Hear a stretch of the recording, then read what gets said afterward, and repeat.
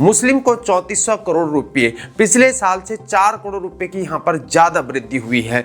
अनुसूचित जाति, अनुसूचित जनजाति, अन्य पिछड़ा वर्ग, ओबीसी, आर्थिक रूप से पिछड़ा हुआ वर्ग यानी कि ईबीसी और गैर अधिसूचित हो गए, खानाबदोश हो गए और अर्ध खानाबदोश हो गए, ये जनजातियां हो गई, डीएनटी हो गए।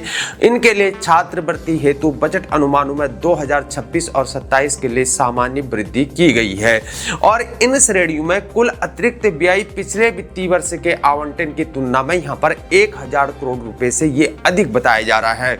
अनुसूचित जाति के छात्रों के लिए पोस्ट मैट्रिक छात्रवृत्ति आवंटन लगभग यहाँ पर 6360 करोड़ रुपए पर यहाँ पर स्थिर बताया जा रहा है, जबकि प्री मैट्रिक छात्रवृत्ति निधि भी लगभग समान स्तर पर बताई जा रही है। अनुसूचित जाति के छात्रों के लिए राष्ट्रीय फेलोशिप के आवंटन में भी मामूली वृद्धि बताई जा रही है।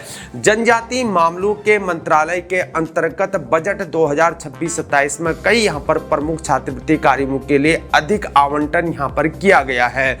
अनुसूचित जनजाति छात्रों की उच्च शिक्षा के लिए राष्ट्रीय छात्रवृत्ति एवं छात्रवृत्ति के लिए 340 करोड़ रुपए यहाँ पर आवंटित किए गए हैं और यह जो हाल के वर्षों में सबसे अधिक बताया जा रहा है। जनजातीय छात्रों के लिए प्री मैट्रिक छात्रवृत्ति में भी पिछले वर्ष की तुलना में यहाँ पर वृद्धि बताई जा रही है।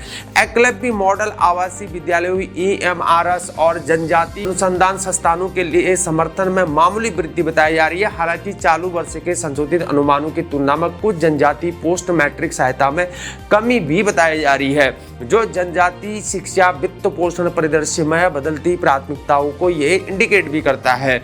वह इसके अलावा जनजातीय मामलों के मंत्रालय को यहाँ पर 15,421.97 करोड़ रुपए, जबकि सामाजिक न्याय विभाग को 13,647.59 करोड़ रुपए आवंटित किए बताए जा रहे हैं। और जनरल संवर्णों को यहाँ पर 0 सन्नाटा। क्या बात है भाई, जनरल वर्गों को सिर्फ यहाँ पर थाली बजानी है, टैक्स देना है, राष्ट्रवाद के नारे लगाने हैं और इनको वोट देकर यहाँ पर आना है।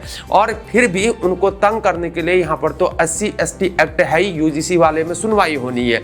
क्या सामान्य वर्गों को यहाँ पर दिया गया? सामान्य वर्ग को हर वर्ष की बात यहाँ पर ठंगा दिखा दिया गया है, जिसे लेकर यहाँ पर सामान्य वर्ग में हर्षोल्लास का माहौल चल रहा है और भारत के सतत विकास के लिए सामान्य वर्ग यहाँ पर जान झोंक कर मेहनत करने में लग चुका है, जिससे यहाँ पर समय पर टैक्स को भर सके और सरकार का बोझ थोड़ा सा यहाँ पर कम कर सके। फिर भी सामान्य वर्ग को यहाँ पर समझ ही नहीं आ रहा है कि सरकार यहाँ पर कैसे सौतेला व्यवहार कर रही है। सामान्य वर्ग को लूटो और सब में बांटो, क्या यही है विकसित भारत का सपना?